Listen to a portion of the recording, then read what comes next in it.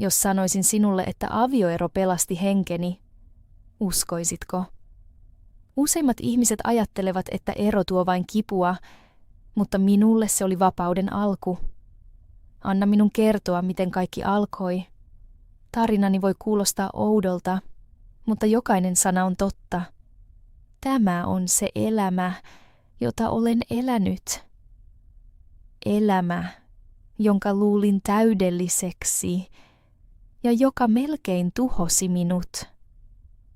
Nimeni on Aino. Olen jo hyvin vanha ja asun Suomessa. Ihmiset näkevät minut usein ja sanovat, että olen vahva, mutta haluan kertoa sinulle totuuden. Haluan puhua matkasta, jonka olen kulkenut. Olin naimisissa monta vuotta. Kun sanon monta vuotta, tarkoitan melkein koko elämääni. Tulin tähän taloon nuorena morsiamena täynnä unelmia, mutta nuo unelmat muuttuivat hiljaa velvollisuuksiksi. Avioliittoni ensimmäisestä aamusta viimeiseen päivään elin häntä varten. Laitoin 3 ateriaa päivässä. Silitin hänen paitansa. Pyyhin lattiat. Pidin kaiken kunnossa, jotta hän ei koskisi mihinkään. Ihmiset kehuivat minua hyväksi vaimoksi ja luulin sen olevan koko identiteettini. Uskoin arvoni olevan häntä palvella. En koskaan pyytänyt mitään itselleni. En ostanut vaatteita ilman hänen lupaansa. En tavannut ystäviä kertomatta hänelle. Päiväni alkoivat hänen tarpeistaan ja päättyivät hänen mielialansa. Joskus olin väsynyt, joskus sairas, mutta vakuutin itselleni, että se on rakkautta. Sanoin itselleni, että vaimon pitää uhrata. Ajattelin, että jos hän on onnellinen, olen minäkin. Tämä ajatus juurtui syvälle, enkä koskaan kuvitellut elämää ilman häntä. Saatat kysyä, tunsinko itseni vangiksi? Totuus on, etten tiennyt olevani vanki. Luulin tämän elämän olevan normaalia. Luulin rakkauden tarkoittavan kaiken antamista ja mitään odottamatta. Luulin hiljaisuuden olevan rauhaa. Kun katson taaksepäin, mä näen kuinka sokea olin, mutta silloin uskoin, että tämä oli ainoa tapa elää. Oli hetkiä, jolloin halusin sanoa olevani väsynyt, mutta nielin sanat. Oli öitä, jolloin halusin puhua tunteistani, mutta hän oli aina omissa asioissaan. Odotin, että hän huomaisi minut, kysyisi kuinka voin, mutta sitä hetkeä ei koskaan tullut. Silti en valittanut. Ajattelin, ehkä kaikki avioliitot ovat tällaisia. Ehkä olen liian heikko vaatimaan enempää. Muistan päivän, jolloin minulla oli kuumetta. Kehoni paloi. Pääni tuntui raskaalta. Mutta hän pyysi minua silittämään vaatteensa. Seisoin kyynelin silmissä ja silitin hänen valkoista paitaansa, vaikka käteni vapisi. Halusin, että hän sanoo, anna olla, sinun pitää levätä. Sen sijaan hän sanoi, älä jätä ryppyjä. Sinä päivänä tunsin, että jokin sisälläni särkyi. Silti en vastustanut. Sanoin itselleni, tämä on velvollisuuteni. Elämästäni tuli kaava.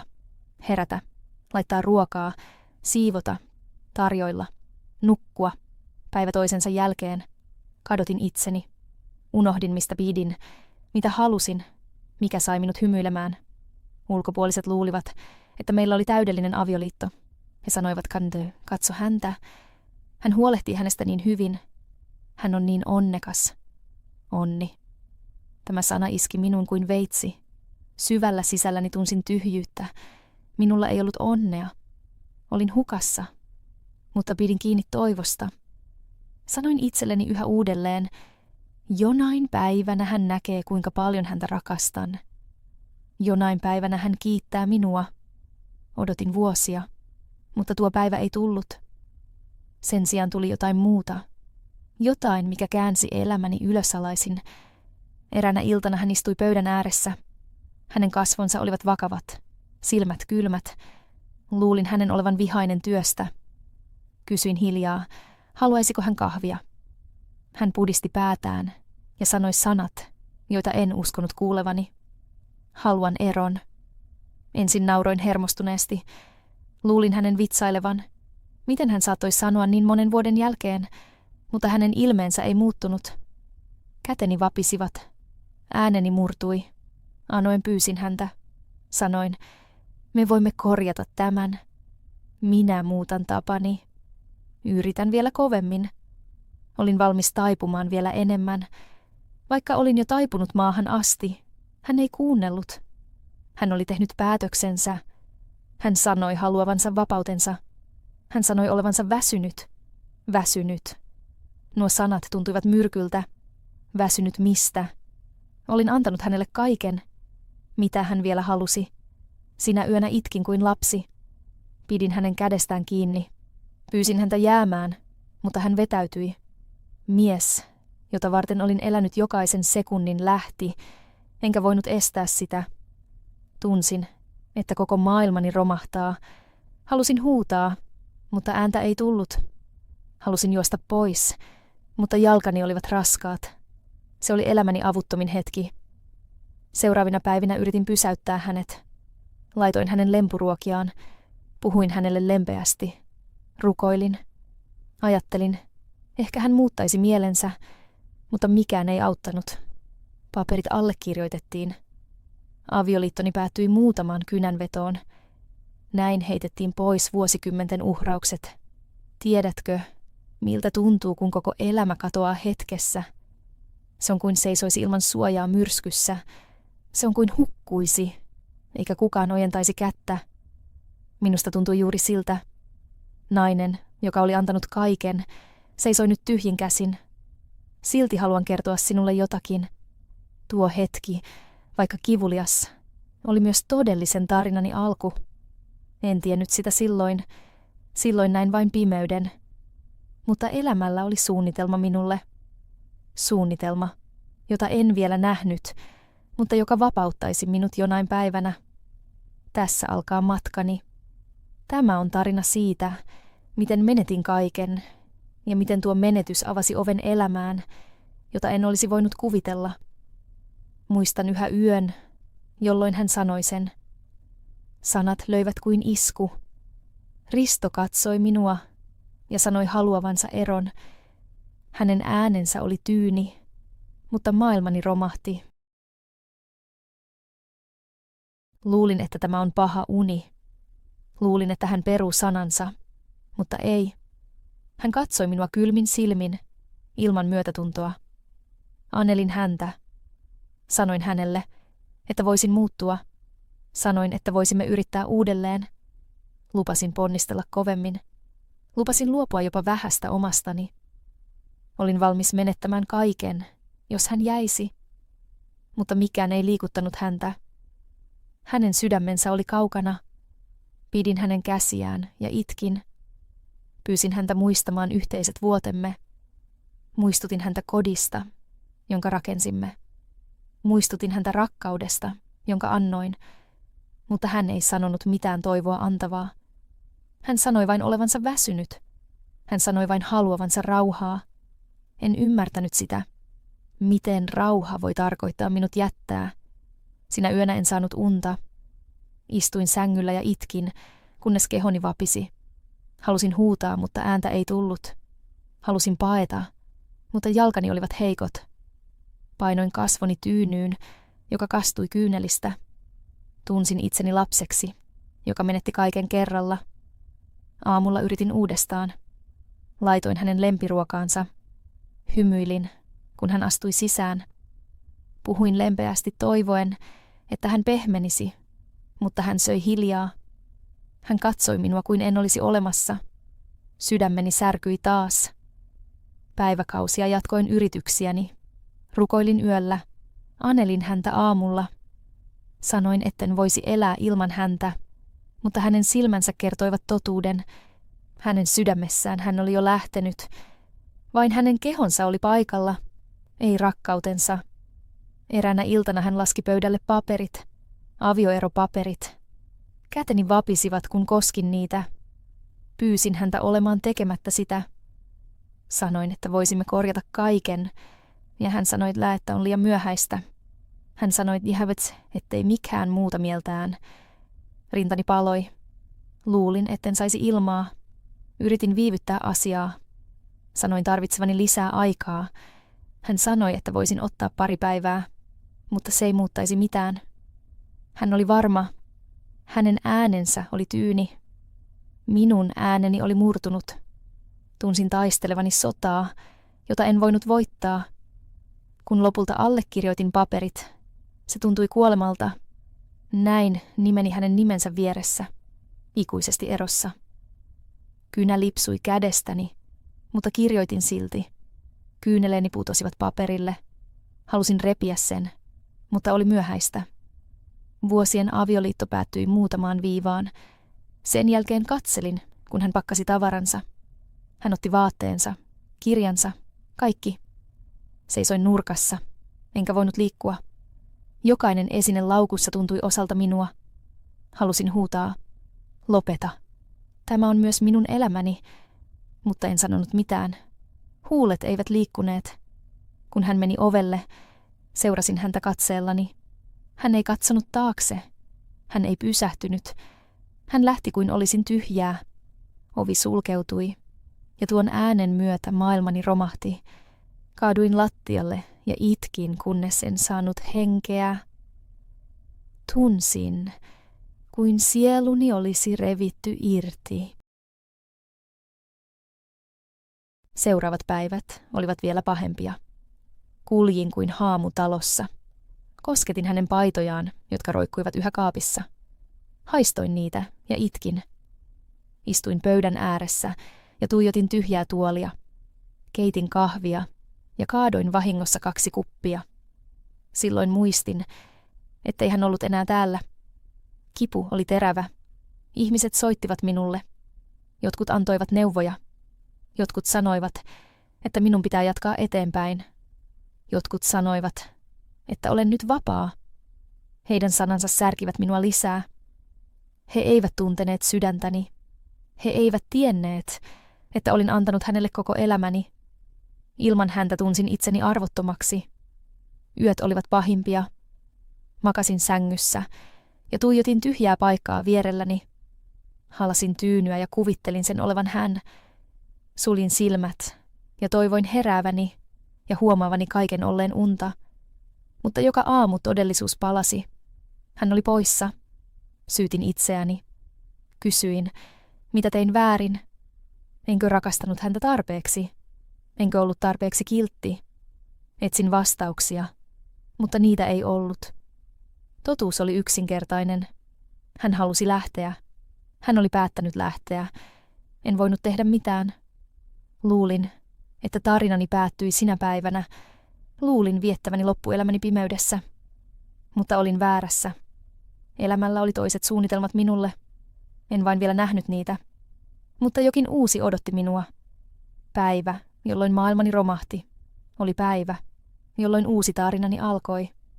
Tykkää, tilaa ja jaa. Kun Risto lähti, maailmani hiljeni. Talo tuntui raskaalta, mutta se ei ollut seinät. Se oli sydämeni. Istuin tuntikausia paikallani, enkä tiennyt mitä tehdä. Odotin, että hän palaisi. Odotin hänen askeliaan. Odotin hänen ääntään kutsumassa nimeäni. Mutta tuli vain hiljaisuus. Ensimmäinen yö yksin oli loputon. Makasin sängyssä ja käännyin yhä sille puolelle, jossa hän oli nukkunut. Ojensin käteni, mutta paikka oli tyhjä, kylmä. Halasin tyynyä ja itkin, kunnes kurkkuuni sattui. Kyyneleeni eivät loppuneet. Rintaani särki kuin se murtuisi. Ajattelin, näin elämäni päättyy. Yksin, itkien, unohdettuna. Aamu tuli, mutta se ei lohduttanut minua. Istuin pöydässä kahvikupin kanssa. Olin tehnyt vahingossa 2 kuppia. Sitten muistin, ettei hän ollut täällä. Tuijotin toista kuppia, kunnes kahvi jäähtyi. Kaadoin sen pois, mutta kipu jäi. Päivä toisensa jälkeen toistin samaa. Herätä, itkeä, istua ja odottaa. Minulla ei ollut energiaa. Minulla ei ollut nälkä. Ruoka ei maistunut miltään. Kehoni heikkeni, mutta minua ei kiinnostanut. Sanoin itselleni, miksi syödä? Miksi elää, kun se ihminen, jonka vuoksi eli, ei ole täällä? En tavannut enää muita ihmisiä. En vastannut enää puhelimeen. Kun naapurit koputtivat, esitin, Etten ole kotona. En halunnut heidän sääliään. En halunnut heidän neuvojaan. Halusin vain Riston. Ja hän oli poissa. Yöllä kuulin ääniä päässäni. Ne sanoivat, että olen arvoton. Ne sanoivat, että olen vanha. Ne sanoivat, ettei kukaan tarvitse minua. Uskoin noita ääniä. Uskoin, että ilman häntä olen ei mitään. Vedinkin peiton pään yli ja itkin, kunnes kehoni vapisi. En koskaan nukahtanut helposti. Suljin silmät, mutta muistot hänestä täyttivät pääni. Hänen naurunsa, hänen äänensä, hänen kosketuksensa. Sitten muistin hänen viimeiset sanansa. Haluan eron. Muisto pisti sydämeeni yhä uudestaan. Viikot muuttuivat kuukausiksi. 6 kuukautta täynnä kipua. 6 kuukautta täynnä yksinäisyyttä. Laskin päiviä, mutta ne tuntuivat samoilta. Jokainen päivä oli tumma. Jokainen yö oli pitkä. Aika kului, mutta jäin paikalleni. Perheeni pysyi etäällä. He eivät tienneet, miten olla kanssani. Jotkut ystävät yrittivät sanoa, että minulla on onni olla vapaa. Heidän sanansa satuttivat vielä enemmän. Vapaa. En tuntenut itseäni vapaaksi. Tunsin olevani rikki. Tunsin olevani tyhjä. Eräänä iltana kuljin peilin ohi. Pysähdyin. Näin omat kasvoni. Silmäni olivat punaiset. Iho oli kalpea. Huuleni eivät hymyilleet. Tuijotin itseäni pitkään. Kuiskasin, kuka olet nyt? Minulla ei ollut vastausta. Ilman häntä olin ei kukaan. Ainakin uskoin niin.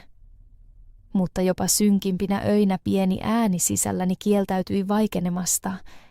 Se kuiskasi. Olet yhä täällä, Aino. Sinä elät. Yritin työntää sen pois mielestäni. Yritin vaientaa äänen, mutta se palasi. Se tuli, kun itkin. Se tuli, kun istuin yksin. Se sanoi, tarinaasi ei ole vielä lopussa. En uskonut sitä, mutta nuo sanat antoivat minulle jotain. Pienen kipinän, syy avata silmäni aamulla, syy hengittää vielä 1 päivän. 6 tuskan täyttämää kuukautta kului, mutta tuossa kivussa jokin minussa muuttui. Tajusin, että jos selviän näistä kuukausista, selviän kaikesta. Pahin oli jo tapahtunut. Risto oli jättänyt minut. Avioliittoni oli murtunut. Ja silti hengitin yhä. En väitä olleni silloin vahva. En ollut. Mutta olin elossa. Ja elossa oleminen tarkoitti, että yhä oli mahdollisuus. Mahdollisuus johonkin uuteen. Mahdollisuus minulle. 6 kuukauden lopussa seisoin taas saman peilin edessä. Silmäni olivat yhä väsyneet, mutta tällä kertaa kysyin uuden kysymyksen. Entä jos elämäni ei olekaan ohi? Entä jos tämä on vasta alku? Ajatus jäi mieleeni. Se oli pieni, mutta riitti muuttamaan sydämeni. Päätin, etten saa upottaa loppuelämääni kyyneliin. Minun täytyi yrittää. Minun täytyi selvittää, kuka olen ilman häntä. Nuo 6 pimeää kuukautta eivät tappaneet minua. Ne muokkasivat minua. Ne valmistivat minua. Ne tekivät minut valmiiksi elämän seuraavaan lukuun. Luulin tarinani päättyvän suruun, mutta kohtalo tarjosi minulle uuden sivun. Tilaa ja jaa. 6 kuukautta oli kulunut. 6 kuukautta itkua, rukouksia ja tunnetta olla varjo. Luulin, etten enää koskaan nousisi, mutta eräänä aamuna tapahtui jotakin. Kuljin hitaasti talon läpi. Silmäni olivat väsyneet. Askeleeni olivat raskaat. Pysähdyin peilin eteen. Ensin en halunnut katsoa. Vihasin peilikuvaani, mutta pakotin itseni. Nostin pääni. Katsoin kasvojani. Näin naisen, jota en tuntenut. Hänen silmänsä olivat turvonneet. Hänen ihonsa oli kalpea. Hänen huulensa olivat heikot. Kuiskasin itselleni. Kuka olet? Ääni oli hyvin hiljainen, mutta se ravisteli minua. Vuosien ajan olin ollut vain hänen vaimonsa. Se oli identiteettini. Olin elänyt Ristoa varten. Olin elänyt hänen tarpeilleen, tuulilleen, päätöksilleen. Nyt hän oli poissa. Ja minulle ei jäänyt mitään. Seisoin pitkään paikoillani. Kyyneleet nousivat silmiini, mutta en katsonut pois. Kysyin yhä uudelleen, Kuka olet, Aino? Kuka ilman häntä? Se oli ensimmäinen kerta vuosiin, kun puhuin itselleni. Tuntui oudolta, tuntui kipeältä, mutta myös uudelta. Tajusin, etten ollut koskaan kysynyt sitä aiemmin. En ollut koskaan nähnyt itseäni erillisenä. Olin aina osa häntä, hänen vaimonsa, varjonsa, auttajansa. En minä. Peili ei antanut vastausta, mutta kysymys jäi. Lähdin pois, mutta sanat seurasivat minua. Kukas olen? Kuka olen nyt? Sinä päivänä en voinut lopettaa sen ajattelemista. Muistin pienen tytön, joka olin joskus. Muistin unelmat, jotka minulla kerran oli. Muistin, että olin ennen laulanut. Olin ennen nauranut. Halusin enemmän. Jossain matkalla olin menettänyt kaiken sen. Olin antanut sen pois. Olin haudannut sen velvollisuuksieni alle. Itkin taas. Mutta nyt kyyneleet olivat toisenlaisia. Ne eivät olleet vain Ristoa varten. Ne olivat minua varten. Ne olivat naiselle, jonka unohdin. Ne olivat elämälle, jonka uhrasin, ja vuosille, joita en saa takaisin. Sinä iltana istuin pöydän ääressä ja kirjoitin vihkoon. Kirjoitin yhden rivin. Olen yhä täällä. Käteni vapisi, mutta sanat olivat selkeät. Olen yhä täällä. Se ei ollut vielä voimaa. Se ei ollut vielä rohkeutta, mutta se oli alku. Seuraavana aamuna katsoin taas peiliin. Kasvoni olivat samat, mutta puhuin ääneen. Sanoin, Aino, et ole kadonnut. Et ole vain hänen vaimonsa. Olet sinä. Oman ääneni sointi yllätti minut. Se oli heikko, mutta tosi. En ollut kuullut itseäni vuosiin. Kosketin lasia ja kuiskasin. Löydän sinut vielä. Tuosta lupauksesta tuli uusi hengitykseni. Se oli pieni, mutta piti minut pystyssä. Pimeys oli yhä siellä. Kipu oli yhä terävä, mutta nyt oli myös kysymys. Kysymys, joka avasi oven. Kuka olen, jos en ole hänen vaimonsa? En vielä tiennyt vastausta, mutta olin valmis etsimään. Tuo päivä oli hetki, jolloin elämäni alkoi muuttua. Ei suurin harppauksin, ei äkillisellä ilolla, vaan peilin kysymyksellä. Kysymys, joka antoi voimaa aloittaa alusta. Tykkää, tilaa ja jaa. Peilin kysymys pysyi mielessäni. Kuka olen? Kuka olen ilman häntä? En voinut unohtaa sitä. Se seurasi minua päivien läpi. Se kuiskasi minulle öisin. Se teki minut levottomaksi, mutta herätti myös jotakin minussa. Eräänä aamuna istuin pöydässä. Pidin kynää kädessäni. Avasin vihkon ja kirjoitin taas. Tällä kertaa kirjoitin enemmän kuin yhden rivin. Kirjoitin, olen yhä täällä. Haluan elää. Minun täytyy löytää itseni. Sanat näyttivät oudoilta paperilla, mutta ne antoivat voimaa. Päätin tehdä pienen teon. Jotain vain minulle. Ensimmäistä kertaa vuosiin valmistin ruuan, josta pidin. Ei hänen lempiruokaansa. Ei mitään, mitä hän halusi. Vain minun. Istuin pöydässä ja söin hitaasti. Kyyneleet nousivat, koska tunne oli uusi. Tuntui, kuin ruokkisin itseäni. En vain selviytyisi. Seuraavana päivänä katsoin käsiäni. Samat kädet olivat pesseet, siivonneet, silittäneet ja tarjonneet hänelle. Nyt halusin niiden tekevän töitä minulle. Kysyin, mitä voin tehdä näillä käsillä? Sitten muistin jotakin. Vuosia sitten rakastin ompelua. Pidin pienten kangasasioiden tekemisestä, mutta olin lopettanut. Risto sanoi kerran, että se on ajan haaskausta, joten lopetin. Tämä muisto sai minut itkemään, mutta kyynelten jälkeen tunsin kipinän. Menin kaapille. Löysin vanhan rasian, jossa oli neuloja ja lankaa. Sormeni vapisivat, kun kosketin niitä taas. Aloin ommella pientä kangaspalaa. Se oli yksinkertaista, mutta tuntui elämältä. Tuo pieni pisto oli ensiaskeleeni. Neula kulki edestakaisin, ja jokaisella liikkeellä tunsin palan itseäni palaavan. En ollut nopea. En ollut täydellinen, mutta olin elossa. Seuraavina päivinä tein lisää pieniä asioita. Kangaskassin, huivin, pienen pöytäliinan. Katsoin niitä ja hymyilin ensi kertaa kuukausiin. ajattelin. Tämä olen minä. Tämä on työni. Tämä on valintani. Eräänä iltapäivänä naapurin nainen tuli käymään. Hän näki yhden tekemistäni töistä. Hän kysyi, voisinko tehdä hänellekin sellaisen. Olin aluksi ujo. Sanoin, etten ole tarpeeksi hyvä, mutta hän pysyi kannassaan. Hän antoi minulle vähän rahaa siitä. Käteni vapisivat, kun pidin seteleitä. Se ei ollut paljon, mutta se oli minun. Rahaa työstäni. Rahaa ajastani. Sinä yönä istuin sängyssä ja tuijotin rahaa. Kuiskasin. Aino, sinä pystyt tähän. Sinä seisoit omilla jaloillasi. Kyse ei ollut itse rahasta. Kyse oli tunteesta. Ensimmäistä kertaa en ollut vain vaimo. Olin ihminen, joka voi luoda, ansaita ja päättää. Hitaasti sana levisi. Muut naiset pyysivät minua tekemään heille tavaroita. He kehuivat työtäni. He sanoivat, että minulla on lahja. Tunsin jotain uutta, kunnioitusta. En sitä kunnioitusta, jota anelin Ristolta, vaan sellaista, jonka sain taidoistani.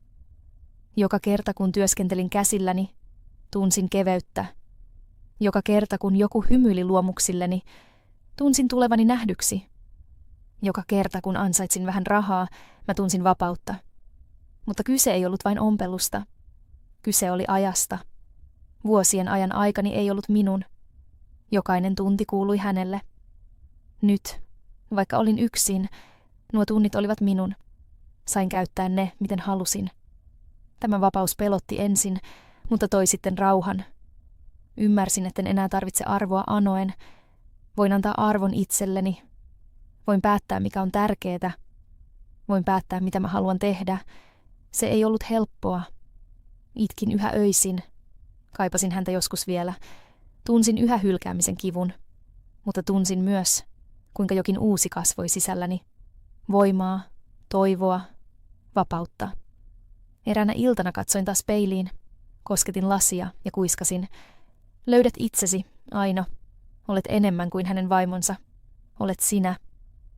Tällä kertaa uskoin siihen hiukan enemmän. Ensiaskeleet olivat pieniä. 1 ateria itselleni. 1 pisto kankaaseen. Naapurin hymy. Vähän rahaa kädessäni. Mutta nämä pienet askeleet veivät minua eteenpäin. Ne kantoivat minut pois pimeästä. Opin, että voin elää. Opin, että voin jopa nousta ylös. Ja se oli vasta alku. Tykkää, tilaa ja jaa. En olisi koskaan uskonut, että pienet askeleet voivat muuttaa elämän, mutta vähitellen työni alkoi kasvaa. Ensin oli vain 1 naapuri, sitten toinen. Pian luokseni tuli ihmisiä, joita en edes tuntenut. He halusivat tavaroita, jotka olin tehnyt. He sanoivat, että työni on jotain erityistä. He sanoivat, että se on tehty huolella. Kun ansaitsin ensimmäisen kerran kunnolla rahaa, istuin ja tuijotin sitä kauan. Kyse ei ollut seteleistä. Kyse oli merkityksestä. Vuosia olin työskennellyt ilman palkkaa ja ilman kiitosta. Nyt maailma antoi minulle ensimmäistä kertaa jotain takaisin. Säästin rahan pienen rasiaan. Joka viikko sinne tuli lisää. Aina kun avasin rasian, olin ylpeä.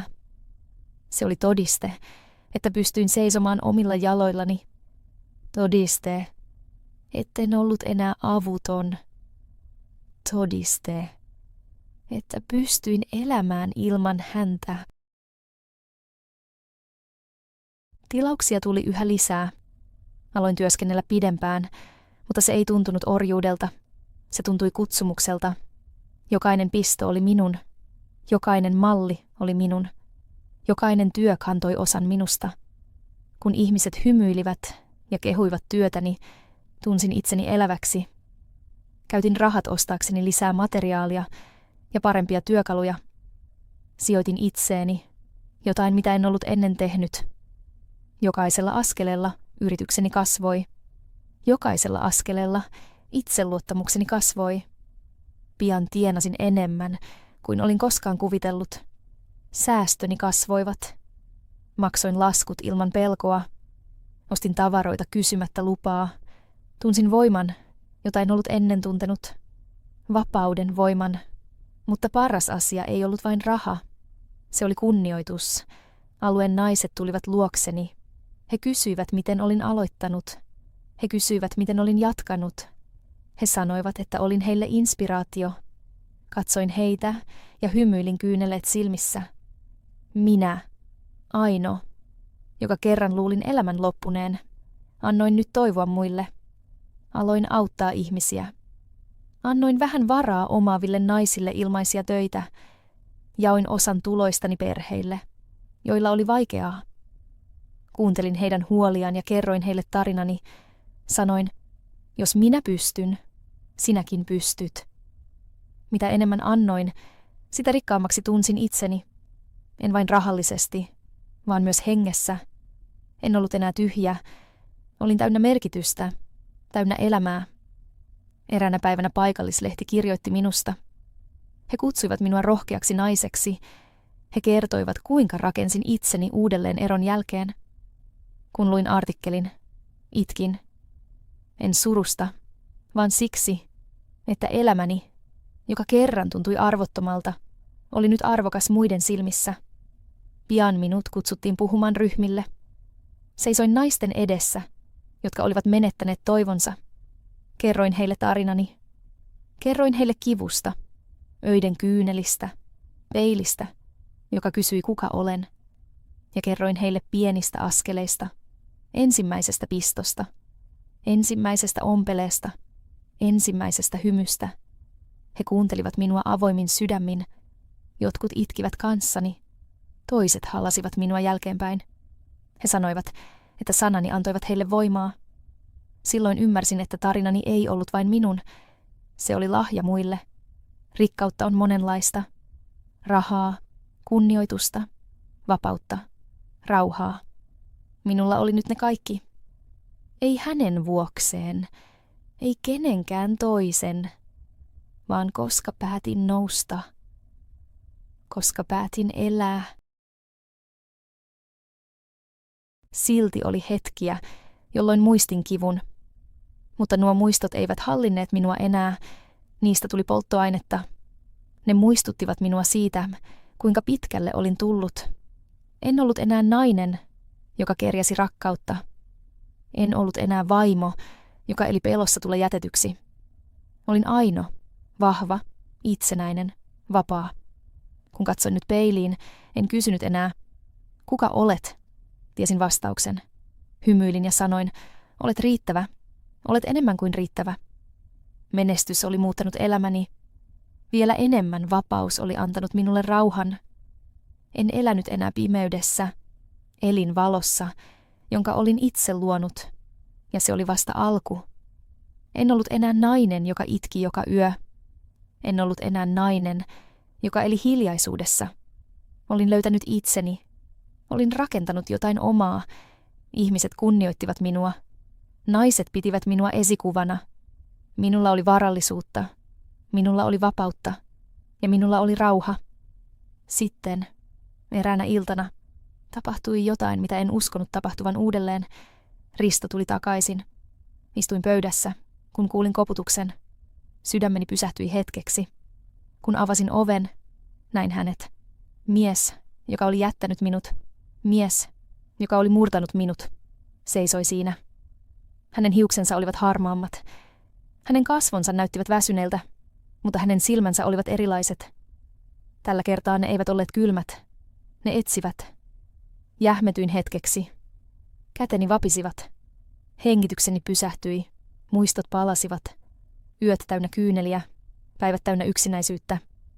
Hetki, jolloin hän sanoi haluavansa eron. Oven pamaus hänen lähtiessään kaikki iski kerralla. Hän puhui hiljaa. Hän sanoi nimeni. Aino. En vastannut ensin. Tuijotin häntä vain. Sitten väistyin ja hän tuli sisään. Istuimme vastakkain, kuten niin monta kertaa ennen, mutta nyt ilmapiiri oli erilainen. En ollut enää sama nainen. En ollut enää se, joka anoi. En ollut enää se, joka pelkäsi. Olin joku uusi. Hän alkoi puhua. Hän sanoi nähneensä nimeni lehdessä. Hän sanoi kuulleensa työstäni ja siitä, kuinka ihmiset kunnioittivat minua. Hän sanoi olevansa ylpeä. Hänen sanansa kuulostivat oudoilta korvissani. Missä oli tuo ylpeys, kun silitin hänen paitojaan kuumeessa? Missä oli tuo ylpeys, kun anelin häntä jäämään? Kuuntelin hiljaa. Sitten hän sanoi ne sanat, joiden tiesin tulevan. Olen tehnyt virheen. Minun ei olisi pitänyt lähteä. Haluan palata. Rintani puristui. Osa minusta halusi huutaa. Osa minusta halusi itkeä. Osa minusta halusi nauraa. Hän halusi palata nyt, kaiken kivun jälkeen, kun olin noussut tyhjästä. Katsoin häntä tarkasti. Hänen silmänsä olivat lempeät, melkein anovat. Hän ei ollut enää se vahva, kylmä mies, joka kerran lähti. Hän oli nyt pienempi, heikompi. Mutta minä muistin kaiken. Muistin yöt lattialla, kun itkin, kunnes en saanut ilmaa. Muistin aamut, jolloin minulla ei ollut syytä nousta. Muistin häpeän, kun allekirjoitin paperit kyyneleet kasvoillani. Ja muistin, kuinka nousin uudelleen. Muistin ensimmäisen piston, ensimmäisen saamani kolikon, naisten silmien kunnioituksen. Muistin hetken, kun katsoin peiliin ja sanoin, olet tarpeeksi hyvä. Hän kysyi taas. Sanoi olevansa yksinäinen. Hän sanoi haluavansa minut takaisin. Hän sanoi, että voisimme aloittaa alusta. Kyyneleet nousivat silmiini, mutta ne eivät olleet häntä varten. Ne olivat minua varten, naiselle, joka oli kerran anonut tätä samaa miestä jäämään. Naiselle, jonka hän oli jättänyt kuin olisi ollut tyhjää. Sanoin hiljaa hänelle, lähdit, kun annoin sinulle koko elämäni. Sulit oven edestäni, kun polvistuin. Jätit minut, kun olin heikko. Nyt olen vahva, enkä palaa. Hän laski päänsä. Hän yritti väitellä. Hän sanoi, että häntä kaduttaa. Hän sanoi olleensa typerä. Hän sanoi haluavansa uuden mahdollisuuden. Pudistin päätäni. Risto, sanoin, annan sinulle anteeksi, mutta en voi ottaa sinua takaisin. Olen löytänyt rauhani ilman sinua, enkä menetä sitä enää.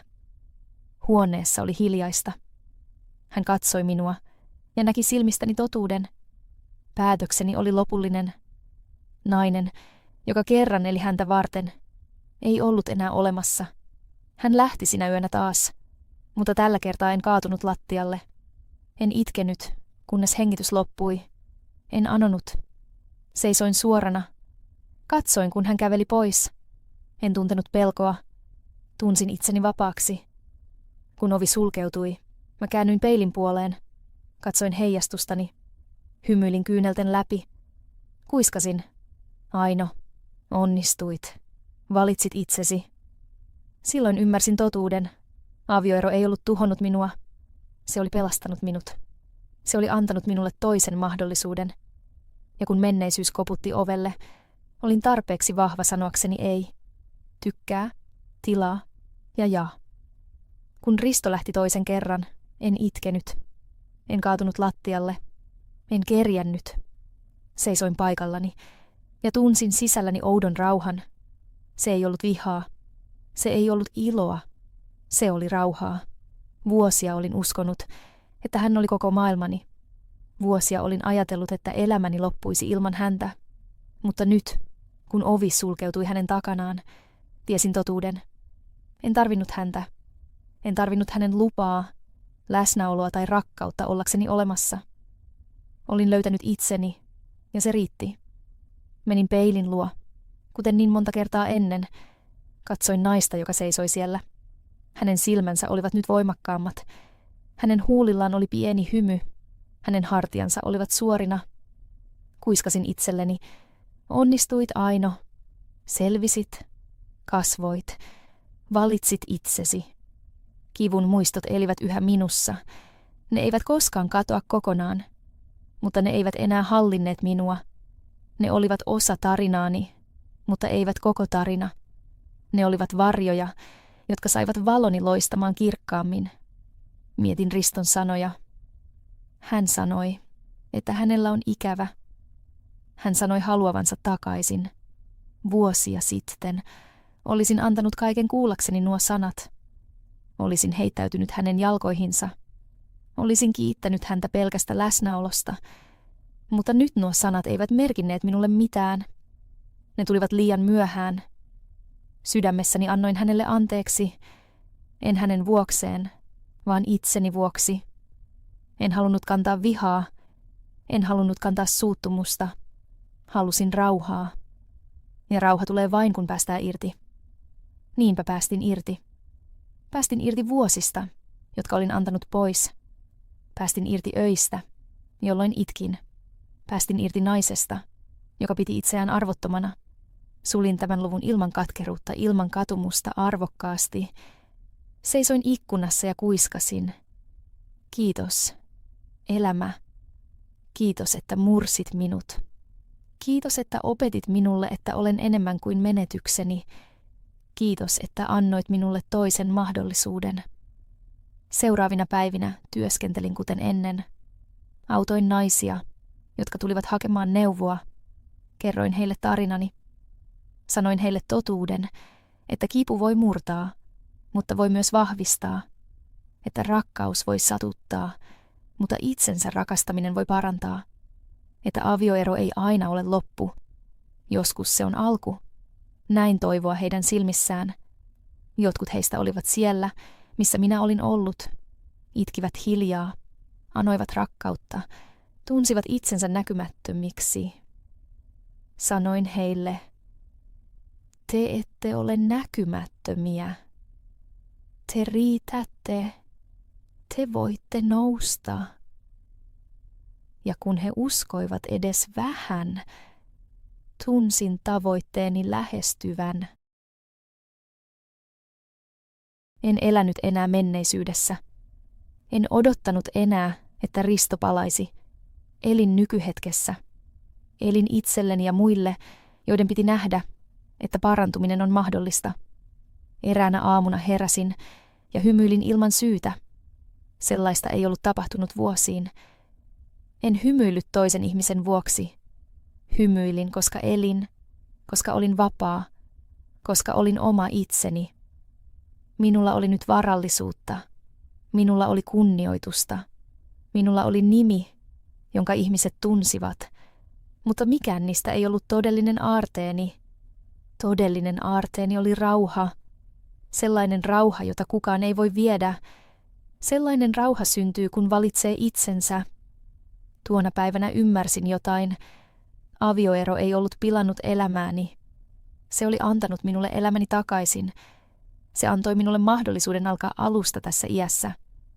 Se antoi voiman kohdata kivun ja silti jatkaa. Se antoi minulle vapauden. En halua valehdella. Tie oli vaikea. Oli öitä, jolloin luulin, etten selviä. Oli aamuja, joina toivoin, etten heräisi. Mutta selvisin. Minä heräsin.